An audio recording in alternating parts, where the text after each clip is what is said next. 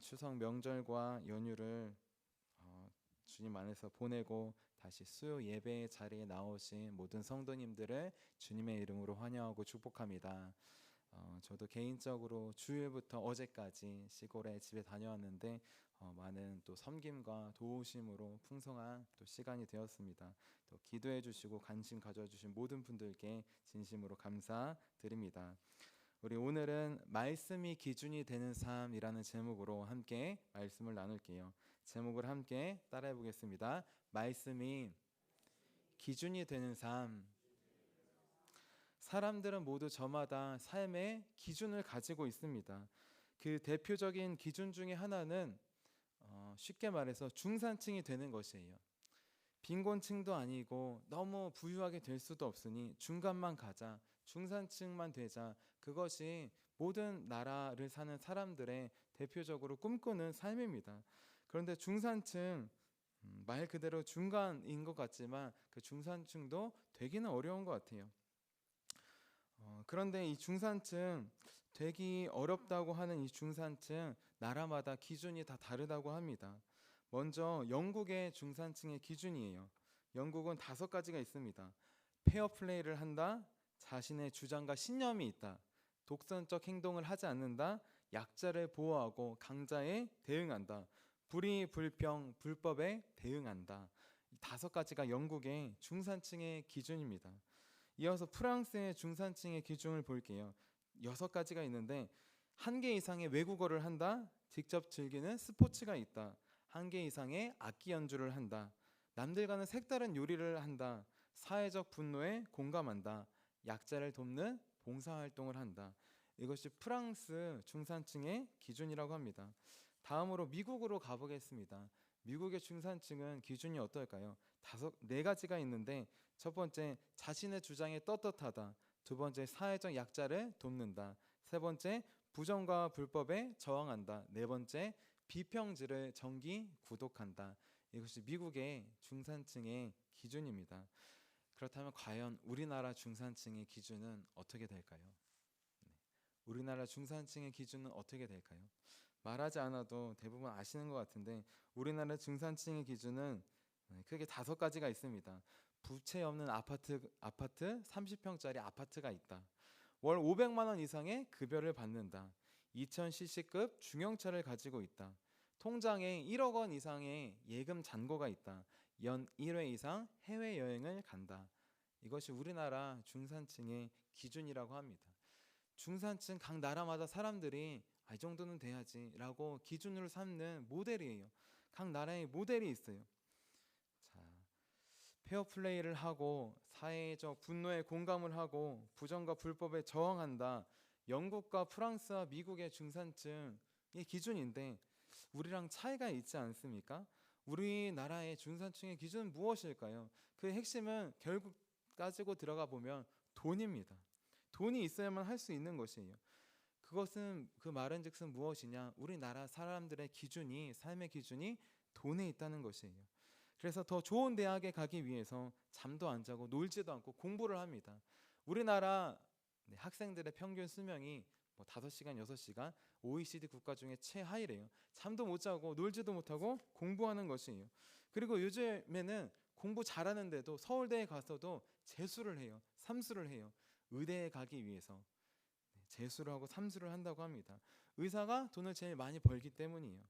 이렇게 지금 우리나라는 돈이 목표가 되고 있습니다. 돈을 따라가고 있는 것이에요. 돈이 수단이 아니라 목표가 되어버린 것입니다. 그런데 이마저도 좋은 대학을 목표로 하는 학생들, 머리가 좀 똑똑하고 열심히 있고 꾸준히 하는 학생들, 그에 더해서 부모가 경제적으로 지원을 해주고 여러 가지로 서포트를 해줄 수 있는 학생들, 그 학생들은 괜찮습니다. 그 학생들은 이러한 도움으로 좋은 대학에 가고 좋은 기업에 가고 취직을 할 수 있어요. 그런데 중요한 건 그마저도 도움이 없는 친구들은 힘듭니다. 예전에는 개천에서 용이 났다고 하지만 요즘에는 힘든 실정이에요. 수시의 비중이 많아져서 많은 부모의 경제적과 또 여러 가지 도움이 필요하기 때문입니다. 그리고 요즘에는 대학교에 가고 졸업을 해도 취업하기도 어렵습니다. 저 때만 해도 대학교에 가면은 좀 놀아도 나중에 공부를 열심히 하면 취업은 할 수 있었어요. 그런데 요즘은 그렇지 않아요. 대학교 가고 졸업해도 취업하기가 어렵고 여러 가지 자격증을 따도 힘듭니다. 취업이 어려우니까 돈을 구할 수가 없어요. 돈을 못 구하니까 집도 구하기가 힘들고, 그러다 보니까 결혼도 하기가 힘듭니다. 아이도 낳기가 힘듭니다. 그래서 이런 사람들은 돈이 중심이 아닙니다. 결혼도 중심이 아니에요. 아이 낳는 것도 중심이 아니에요. 부모도 중심이 아니고 자기 자신이 중심입니다. 돈이 아니라 내가 기준인 거예요. 소망이 없고 희망이 없어 보이니까 다 포기하고 내가 중심이 되며 하루하루를 살아가는 거예요. 미래에 대한 소망과 즐거움으로 이렇게 하루하루를 버티고 견디는 것이 아니라 그날의 즐거움을 살기 위해, 그날 하루하루를 살기 위해 사는 현재의 인간들이 되었습니다. 우리는 지금 이렇게 여러 가지 기준이 애매한 시대에 살고 있어요. 어떤 사람들은 돈이 기준이 되어서 그 돈으로 돈을 벌고 돈으로 살아가고, 또 어떤 사람들은 돈이 없어서 집 한 채도 구하기 힘들고 정말 살기 힘든 그런 현실 속에서 좌절하고 희망과 소망 없이 살아갑니다. 자기가 소망이 되고 자기가 기준이 되고, 아니면 아예 기준도 없이 소망도 없이 방황하며 사는 것이 지금 이 시대의 우리나라의 현실입니다. 이러한 시대 속에서 과연 우리는 어떠한 것을 기준으로 삼고 살아야 할까요? 또 우리는 지금 어떠한 것을 기준으로 삼고 삶을 살고 있을까요? 우리 오늘 말씀을 통해 오직 하나님의 말씀을 기준으로 산 사람이 나옵니다. 우리가 어떤 것을 기준으로 삼아야 되는지 그 기준으로 산 사람이 나와요. 그 사람은 바로 여호수아입니다. 하나님의 말씀을 기준으로 좌우로나 우로나 치우치지 않고 살았던 사람, 그 사람이 바로 여호수아예요. 우리 오늘 말씀인 여호수아 8장 31절 말씀 함께 읽어볼게요. 31절입니다. 시작. 이는 여호와의 종 모세가 이스라엘 자손에게 명령한 것과 모세의 율법책에 기록된 대로 새 연장으로 다듬지 아니한 새 돌로 만든 제단이라. 무리가 여호와께 번제물과 화목제물을 그 위에 드렸으며. 아멘. 여호수아는 아이성을 정복한 다음에 제단을 쌓았는데 어떻게 쌓았느냐? 모세의 율법책에 기록된 대로 쌓았어요. 모세의 율법책에 기록된 대로 에발산에 쌓았습니다. 모세의 율법책에 기록된 대로 새 연장으로 다듬은 제단이 아니라, 돌이 아니라 새 돌로 단을 만들었습니다. 내 노력과 의가 들어간 것이 아니라 하나님의 말씀대로 하나님께서 주신 것으로 제단을 쌓았던 것이에요. 여호수아는 이스라엘의 지도자입니다. 이미 그 위에는 아무도 없어요. 모세가 죽었기에 그가 대장인 것이에요. 그러면 자기 마음대로 할 수도 있지 않았을까요? 자기 마음대로 제단을 쌓고 자기 마음대로 새로 깎은 좋은 돌도 세우고, 자기 마음대로 에발산이 아니라, 저주를 선포한 에발산이 아니라 축복을 선포한 그리심산에서 제단을 쌓을 수도 있지 않았을까요?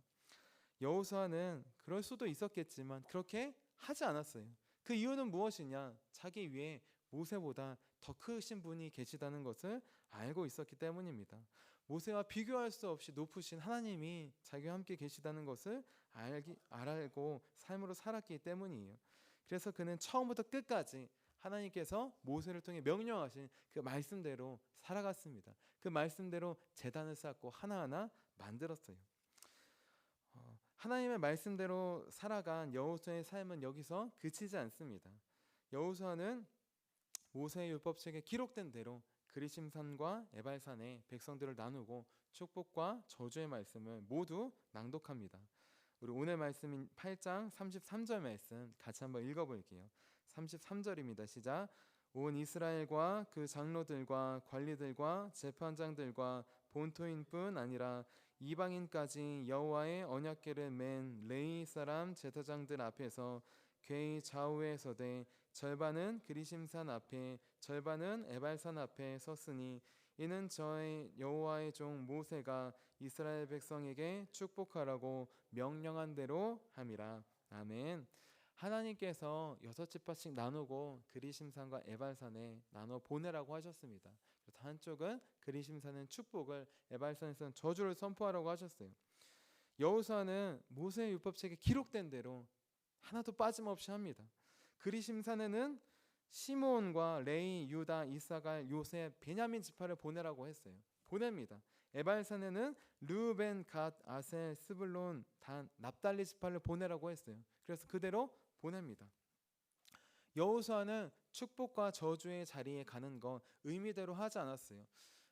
유다 지파 내 말을 잘 들으니까 너는 축복의 자리로, 저기 단 지파 너는 잘 안 들으니까 너는 저 저주를 선포하는 자리로, 그렇게 의미대로 하지 않았어요. 그는 하나님께서 말씀하신 대로 지파들을 나누어서 보냈습니다. 그리고 중요한 것, 하나님께서 말씀하신 대로 율법책에 있는 모든 말씀을 다 선포했어요. 우리는 어떤 말씀만 듣고 싶습니까? 축복과 저주의 말씀이 있으면 당연히 축복의 말씀을 많이 듣고 싶지 않겠어요? 그런데 성경에는 신명기 27장에 모세를 통해 하나님께서 선포한 축복과 저주의 말씀이 있습니다. 하나님의 말씀에 순종하면 축복을 받고 불순종하면 저주를 받는 것이에요. 그런데 어떤 말씀이 많을까요? 저주의 말씀이 많이 있어요. 저주의 말씀이 몇 배는 더 많이 있습니다. 그런데 여호수아는 하나도 가감 없이 축복과 저주의 말씀을 동시에 선포합니다. 백성들이 듣기에 힘들었을지 몰라요. 저주하는 말씀 한두 번 듣는 게 아니라 축복의 말씀에 비해 2배, 3배로 넘게 들었을 때 얼마나 힘들었을까요? 그럼에도 불구하고 여호수아는 하나님께서 주신 말씀 하나도 빼놓지 않고 그 말씀대로 선포했습니다. 그 말씀대로 나눴습니다. 이렇게 여호수아는 예배 때뿐만 아니라 제단을 쌓는 모습뿐만 아니라 또 전쟁할 때도 하나님의 말씀을 의지해서 했잖아요. 전쟁 때뿐만 아니라 삶의 모든 순간을 오직 하나님의 말씀을 기준으로 살아갑니다. 지금 이 시대를 살아가는 우리도 오직 여호수아처럼 하나님의 말씀을 기준으로 살아가야 합니다.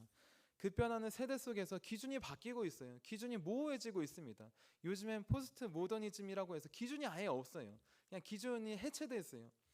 예전에는 신이라는 개념이라도 있었지만 요즘엔 과학이 발달했다는 이유로 하나님을 안 믿는 사람 중에는 아예 무신론이 많습니다. 하나님은 없다, 내가 하나님이다, 이런 식이 많아요. 자기 자신이 삶의 기준이 되고 또는 기준 자체가 없이 방황하는 시대가 이 시대입니다. 하지만 이 시대에도 우리는 여호수아처럼 변하지 않는 진리를 기준으로 삼고 살아야 합니다. 그 기준은 무엇이냐? 오직 하나님의 말씀 하나밖에 없어요. 세상이 끝나도 변하지 않는 진리는, 기준은 오직 하나님의 말씀 하나뿐입니다. 그렇기 때문에 우리는 돈이 기준인 이 시대 속에서 자기 자신과 기준이 없는 이 시대 속에서 오직 여호수아처럼 주님의 말씀을 기준으로 하루하루를 살아가야 합니다. 그것이 우리가 여호수아처럼 끝까지 구원의 길을 완성할 수 있는 유일한 길입니다. 끝까지 하나님께 좌로나 우로나 치우치고 벗어나지 않고 천국으로, 구원으로 갈 수 있는 유일한 길이에요. 그럼 과연 어떻게 하는 것이 하나님의 말씀을 기준으로 사는 삶일까요? 우리 오늘 말씀을 통해서 크게 4가지로 하나님의 말씀을 기준으로 사는 삶에 대해서 우리 함께 나눠보려고 합니다. 여호수아를 통해서 함께 나눠보도록 할게요. 우리 첫 번째로 하나님의 말씀이 기준이 되려면 어떻게 해야 될까요? 첫 번째로 매일매일 예배의 제단을 쌓아야 합니다. 우리 오늘 말씀인 여호수아 8장 30절 말씀 함께 읽어볼게요. 30절입니다. 시작. 그때 여호수아가 이스라엘의 하나님 여호와를 위하여 에발산에 한 제단을 쌓았으니. 아멘. 여호수아는 아이성 전투가 끝난 다음에 에발산에 제단을 쌓았어요. 에발산은 항상 그늘이 져 있는 산입니다. 그곳은 황폐해요. 반대로 그리심산은 햇볕이 비춰서 산림과 수목이 풍성합니다. 그런데 그래서 하나님께서 그리심산에서, 저 풍성한 산에서 축복을 선포하고 저 황폐한 에발산에서 저주를 선포하라고 하셨습니다. 여호수아는 지금 아이성 전투 아간의 범죄로 패하고 그 이후에 하나님의 의지에서 승리하고 이긴 다음에 그 다음에 제단을 쌓았어요. 이 순서가 중요합니다. 그 이전에는 왜 예발산에 제단을 쌓아야 되는지 여호수아는 몰랐을 거예요. 왜 저주를 선포하라고 한 저 산에서 제단을 쌓을까? 축복을 선포하라고 한 그리심산에서 쌓으면 좋지 않을까라는 생각을 했을 것입니다. 하지만 아이성 전투에서 하나님의 말씀에 불순종함으로 패배의 경험을 한 다음에는 왜 예발산에서 쌓아야 되는지를 알게 되었어요. 그 땅에서 저주를 선포하라고 하신 땅에서 하나하나 돌을 쌓을 때 하나님의 말씀에 불순종하면 우리가 아이성 전투에 패한 것처럼 우리가 그렇게 패하고 저주를 받는구나. 그것을 하나하나 쌓으면서 몸소 체험할 수 있었던 것입니다. 우리가 가게를 개업하면 무슨 예배를 드리죠? 개업 예배를 드립니다. 하지만 폐업할 때는 폐업 예배를 잘 드리지 않아요. 개업은 좋은 일이지만 폐업은 안 좋은 일이라고 생각하기 때문이에요. 개업은 하나님의 축복을 기대하지만 폐업은 왠지 하나님의 축복해 주시지 않은 것 같은 저주가 임한 것 같은 그러한 마음이 들기 때문입니다. 하지만 여호수아는 저주를 선포한 에발산에서 오히려 제단을 쌓았습니다.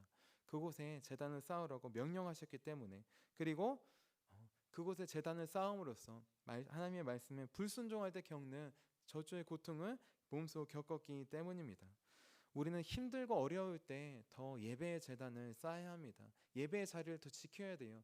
힘들고 어려울 때 그때 하나님의 말씀으로 더 일어설 수 있는 기회가 되기 때문입니다.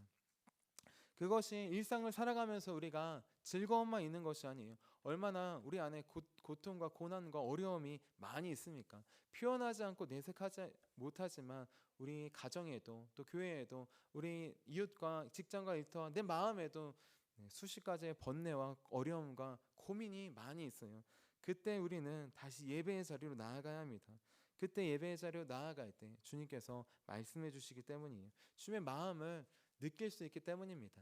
저주를 선포한 에발산에 제단을 쌓음으로 하나님의 마음을 경험했던 여호수아처럼 고난의 자리에 예배할 때 우리는 하나님의 마음을 우리 경험할 수 있습니다.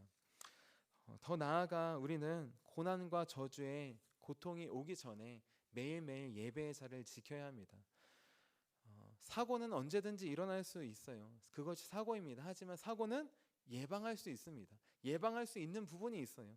내가 아무리 운전을 잘한다고 해서 누가 받으면 사고는 피할 수 없습니다. 하지만 내가 낼 수 있는 사고는 막을 수 있어요. 졸립다면 잠깐 쉬어가고, 차에 문제가 있다면 중간중간 점검하고 하는 식으로 우리는 내가 낼 수 있는 사고는 예방할 수 있어요. 마찬가지로 우리는 고난과 저주의 순간 나로부터 시작되는 것은 예방할 수 있습니다.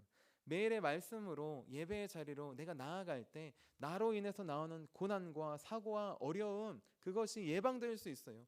다른 사람으로부터 받는 것은 우리가 예방할 수 없지만 나를 통해 나가는 저주는 막을 수 있습니다. 우리가 줄일 수 있어요. 그것이 우리가 매일 예배의 자리에 나아가야 되는 이유입니다. 고난과 저주와 어려움이 오기 전에 우리는 그 어려움을 줄일 수 있어요. 제가 한동안 운전을 할 때 안전벨트를 젊었을 때 안 매고 다닌 적이 있어요. 뭣도 모르고 안 맸죠, 그렇죠? 근데 사고를 한번 경험하고 나서 언제 어디서나 안전벨트를 맵니다. 그리고 결혼을 하고 자녀가 생긴 다음에 더 안전벨트를 잘 매요. 이 안전벨트가 하나님께서 내게 주신 안전의 통로임을, 안전의 도구임을 알기 때문이에요. 우리는 매일매일 주시는 예배의 자리, 특별히 새벽 기도의 자리가 우리 영혼을 지킬 수 있는, 우리 가정과 교회를 지킬 수 있는 하나님께서 주신 축복의 통로임을 기억해야 합니다. 그 자리에 나오는 것, 그때 우리는 하나님의 마음을 깨닫고 고난과 저주를 예방하는 삶을 살 수 있습니다.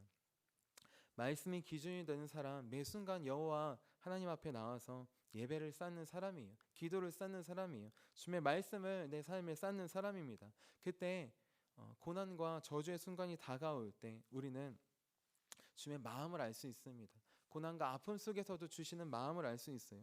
그리고 중요한 것, 나를 통해 나아가는 저주와 아픔과 사고가 우리는 줄어들 수 있습니다. 이것이 하나님의 말씀이 기준되는 사람의 삶입니다. 매일매일 예배의 제단을 쌓는 저 여러분이 되시기를 주님의 이름으로 축원합니다. 우리 두 번째로 말씀이 기준이 되는 삶은 어떤 삶일까요? 두 번째, 매일의 말씀을 기록하는 삶입니다. 우리 여호수아 8장 32절 말씀 함께 읽어볼게요. 32절입니다. 시작. 여호수아가 거기서 모세가 기록한 율법을 이스라엘 자손의 목전에서 그 돌에 기록하매. 아멘. 백문이 불여일견이라는 말이 있어요. 100번 듣는 것보다 한 번 보는 게 낫다는 뜻입니다. 여호수아는 모세의 율법책에 기록된 말씀들을 많이 들었어요. 하지만 지금 써야 되는 순간이 왔습니다. 아니 이미 기록되어 있는데 왜 다시 쓰라고 할까? 의문이 있을 수도 있어요. 하지만 말씀을 순종해서 쓸 때 그 의미를 그는 깨닫게 되었습니다. 무엇이냐? 하나하나 말씀을 읽으면서 쓸 때 그 말씀이 내 말씀이 되는 것이에요. 그 전에는 하나님께서 모세를 통해 주신 말씀이었는데 지금은 내가 직접 읽고 쓸 때 하나님께서 내게 주신 말씀이 되는 것입니다. 하나하나 쓰는 만큼 내게 주신 말씀이 되는 것이에요. 우리는 우리가 글로 쓰는 것, 또 우리 마음에 새기는 말씀이 하나님께서 내게 주시는 말씀임을 기억해야 합니다. 우리는 매일매일 예배를 통해, 특별히 새벽 기도를 통해 하루의 말씀을 받고 있어요. 그 말씀 중에 하나라도 우리가 글로 쓰고 또 마음에 새긴다면 그 말씀이 나의 하루를 지켜주고 나의 삶을 인도하는 하나님의 역사를 우리는 경험할 수 있습니다. 그렇지 않고 내가 글로 쓰지 않고 또 마음에 쓰지 않는다면 우리는 그 말씀을 잊어버릴 수밖에 없어요. 저도 매일매일 새벽 기도를 하고 전화기도 하고 듣기도 하는데 말씀을 잊어버릴 때가 너무나 많아요. 그래서 큐티도 하고 또 새벽 예배 말씀으로 청년들과 나누기도 합니다. 그 이유가 무엇이냐? 내가 그 받은 말씀을 잊어버리지 않기 위해서 하는 것이에요. 말씀을 되새기게 하기 위해서 하는 것이에요. 매일의 말씀을 기록하고 묵상하는 것, 그것이 그 말씀을 붙잡는 길입니다. 오늘 새벽 기도의 말씀은 시편이었어요. 시편 25편 몇 절부터 몇 절이었을까요? 11절부터 15절이었어요. 그래서 저도 이 중에 12절부터 13절 말씀을 마음에 새기기 위해서 포스트잇에 써봤습니다. 12절부터 13절 말씀이에요. 여호와를 경외하는 자 누구냐? 그가 택할 길을 그에게 가르치시리로다. 그의 영혼은 평안히 살고 그의 자손은 땅을 상속하리로다. 아멘. 하루에 주신 말씀 그날의 말씀입니다. 그 시간에만 주신 게 아니에요. 그 하루를 살 수 있기 위해서 하나님께서 주신 말씀입니다. 이 말씀이 한 절이 될 수도 있고 10절이 될 수도 있어요. 다 새기면 좋겠지만 하나님께서 그때 내게 주시는 말씀이 있을 거예요. 저는 여호와를 경외하는 자 그의 택할 길을 가르치시리로다. 그의 영혼은 평안히 살고 그의 자손은 땅을 상속하리로다. 그 말씀을 새겼습니다. 그리고 포스트잇에 적었어요. 그리고 붙여놓고 하루를 시작할 때 보고 또 사역을 시작할 때 보고 계속 보는 것입니다. 계속 읊조리는 것이에요. 이것이 바로 묵상입니다. 우리는 묵상이라고 하면 무슨 큐티나 깊은 사색처럼 뭔가 골똘히 생각하며 의미를 찾곤 해요. 그런데 묵상은 우리 담임 목사님께서 원어로 설명해 주셨듯이 묵상의 기본 뜻은 읊조린다는 뜻이에요. 하나님의 말씀을 읊조린다는 뜻이에요. 되새긴다는 뜻이에요. 그 말씀을 입으로 고백하면서 내 머릿속에 기억하고 마음속에 새긴다는 뜻입니다. 매일의 말씀을 글로 적고 읊조릴 때 내 마음에 적히게 돼요. 그리고 그 하루의 말씀을 붙잡을 때 그 말씀이 나를 인도하는 하루의 삶이 됩니다. 하나님을 경외하는 삶으로 이 말씀으로 그렇게 가려고 저도 노력하고 기록하고 기도하는 것이에요. 하나님은 매일매일 우리에게 말씀해 주십니다. 그 말씀을 내가 붙잡는 것, 그것은 여호수아처럼 그 말씀을 쓸 때만 가능한 것이에요. 100번 듣는다고 해서 내 말씀이 되지 않습니다. 내가 글로 쓸 때, 내 마음에 기록할 때, 한 절이라도 기록할 때 그 말씀이 나에게 주신 말씀이 돼요. 그리고 그 말씀이 그날 하루를 하나님께서 인도하시는 삶의 기준이 되는 것입니다. 우리 세 번째, 말씀이 기준이 되는 삶, 어떤 삶일까요? 세 번째는 축복의 말씀뿐만 아니라 저주의 말씀도 묵상해야 합니다. 우리 8장 34절 같이 읽어볼게요. 34절입니다. 시작. 그 후에 여호수아가 율법책에 기록된 모든 것대로 축복과 저주하는 율법의 모든 말씀을 낭독하였으니. 아멘. 우리 아까 축복의 말씀과 저주의 말씀이 있는데 어떤 게 더 많다고 했죠? 저주의 말씀이 몇 배는 더 많아요. 신명기에 나와 있는 저주의 말씀, 우리 여호수아가 기록하고 전한 말씀도 많고, 우리 모세오경에 나와 있는 것을 율법이라고 하는데 613개가 있습니다. 그 중에 뭐뭐 하라, 긍정은 248개, 뭐뭐 하지 말라, 부정은 365개예요. 1년 365일 하루에 하나씩 뭐뭐 하지 말라만 봐도 하나님의 말씀을 새길 수 있습니다. 뭐뭐 하라보다 하지 말라가 많고, 축복하는 말씀보다 저주의 말씀이 많아요. 그거는 어떻게 보면 하나님께서 우리가 그러한 불순종의 길을 가실 걸 알고 예방하기 위해서 주신 것이에요. 그렇기 때문에 우리는 축복의 말씀뿐만 아니라 저주의 말씀도 마음에 새겨야 돼요. 그 저주가 내게 임하기 위해서가 아니라 반대로 그 저주가 임하지 않기 위해서, 반면교사 삼아서 불순종했을 때 임하는 저주, 반대로 불순종하지 않기 위해서, 불순종했을 때 그 말씀을 기억하고 회개하고 돌이키기 위해서 우리는 저주의 말씀도 함께 나누고 새겨야 합니다. 여호수아는 축복의 말씀만 전하지 않았어요. 축복의 말씀만 마음에 새기지 않았어요. 저주의 말씀이 훨씬 더 많습니다. 하지만 여호수아는 그 말씀을 가감없이 선포합니다. 마음에 새깁니다. 우리도 마찬가지예요. 우리도 말씀 카드를 뽑거나 등등 했을 때 다 축복의 말씀 아니겠어요? 누가 저주의 말씀, 안 좋은 말씀을 뽑고 마음에 새기고 싶어 합니까? 하지만 때로 성경을 보고 매일의 말씀을 나눌 때 저주의 말씀도 많이 나올 수 있어요. 마태복음을 함께 나누는데 예수님께서 성전 멸망에 대한 예고를 하십니다. 돌 하나도 돌 위에 남아 있지 않고 다 무너뜨려지리라. 저주의 말씀이잖아요. 네, 이것을 어떻게 마음에 새겨야 될까요?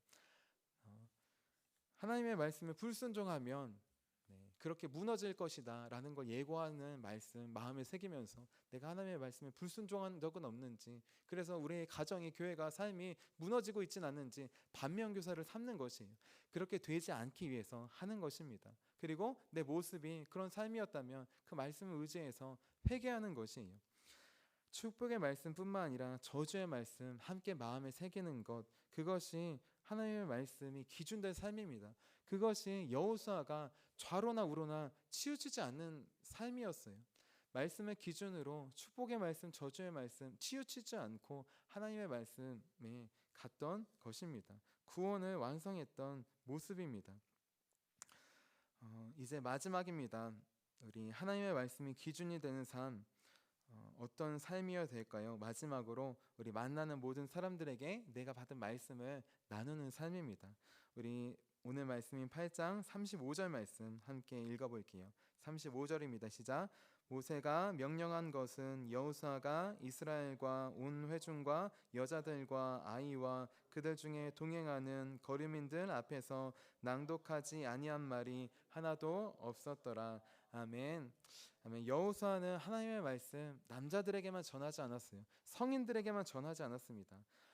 여호수아는 모세의 율법책에 기록된 모든 말씀을 남녀노소 외국인 할 것 없이 모두에게 전했습니다. 하나님의 말씀은 모두에게 동일하기 때문이에요. 하나님은 그분의 말씀을 차별하지 않고 모두에게 주시기 때문입니다. 중요한 것, 여호수아가 그 말씀을 선포했을 때 그 말씀은 자기 것을 넘어서 그 말씀이 타인에게까지 이어지는 축복의 통로가 됩니다. 말씀이 삶의 기준을 넘어서 다른 사람의 삶까지 영향을 미치는 축복의 통로가 되는 것이에요. 우리 공부를 잘하는 학생들의 특징이 있어요. 여러 가지가 있겠지만 무엇이냐? 다른 사람을 잘 가르친다는 것이에요. 잘 가르친다는 것은 내가 잘 알고 있다는 것이에요. 잘 아니까 가르칠 수 있어요. 그리고 반대로 내가 잘 몰라도 서로 가르치고 나눌 때 더 잘 알 수 있어요. 마찬가지로 말씀도 마찬가지입니다. 우리가 듣고 마음에 새기고 나만 혼자 하는 것이 아니라 말씀을 나눌 때 말씀이 깊어져요. 말씀을 전할 때 말씀이 살아 역사합니다. 내 삶의 기준뿐만 아니라 다른 사람의 삶에서도 기준이 되는 것이에요. 그리고 함께 나눌 때 더 풍성한 은혜를 우리는 경험할 수 있는 것입니다.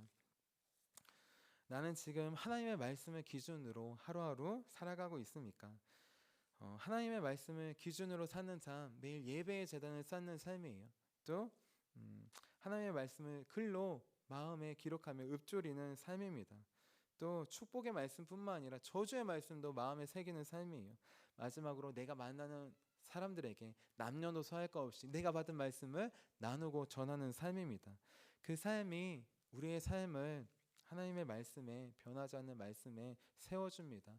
바람이 부나 비가 오나 흔들리는 세상 속에서 흔들리지 않는 사랑과 은혜로 우리를 채워주셔요.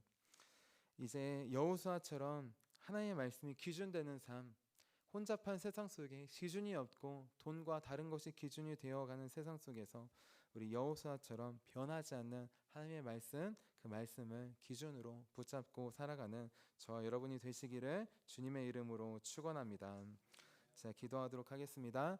살아계신 하나님, 우리에게 매일매일 말씀해 주심에 감사합니다. 우리는 때로 여아이성에서 패배를 경험하고 에발산에서 제단을 쌓았던 것처럼 힘들고 어려울 때 주님을 더 찾으려고 합니다.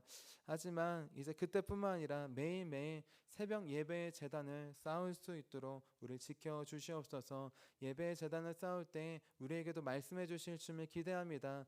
우리 목사님을 통하여서 또 매일의 말씀을 통하여서 우리에게 찾아와 주실 때 우리 마음 가운데 그 말씀을 새겨 주시고 한 절이라도 마음에 새길 수 있도록, 글로 새길 수 있도록 매일 바라보며 묵상하여서 그 말씀이 내게 주신 말씀이 될 수 있도록 주님 역사하여 주시옵소서. 또한 저주의 말씀, 우리 마음을 아프게 하는 말씀이 있을 수 있습니다. 하지만 축복의 말씀과 함께 그 말씀도 마음을 새기기 원합니다. 하나님, 저주 받지 않기 위해서, 저주의 길로 가지 않기 위해서 그 말씀을 새기오니 우리에게도 말씀하여 주시옵소서. 또한 불순종으로 그 길로 가고 있을 때 그 반면교사 삼아서 돌이키게 하시고 그 말씀을 의지하여서 회개할 수 있도록 우리 붙잡아 주시옵소서. 우리에게 매일 말씀해 주셔서 그 말씀을 또 나누고 전하게 하심으로 이 말씀이 나뿐만 아니라 우리가 만나는 모든 사람들에게 기준이 되며 축복의 통로가 되게 하실 주님을 기대하며 살아계신 예수님의 이름으로 기도합니다. 아멘.